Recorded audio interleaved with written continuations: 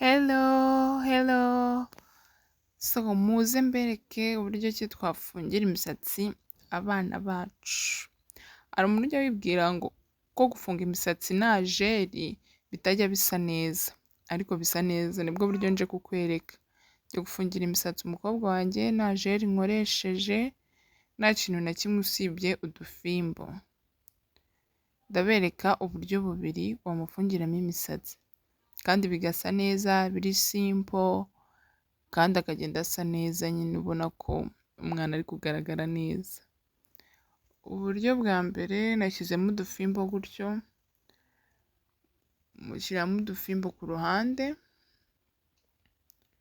so nshyira udufimbo no ku rundi ruhande, ndamufungira, dore ubwo ni uburyo bwa mbere. Namufungiye hagati nshyiramo agashinyo ke, impande ebyiri nazifunzemo utubano, hagati mufungira agashinyo, urabona ko bisa neza kabisa. N'umusatsi wacu urabona ko uri kugenda ukura. Namufungiye gutyo, ubwo bwari uburyo bwa mbere, nta jeri nakoresheje, ni fimbo gusa n'ibisokozo.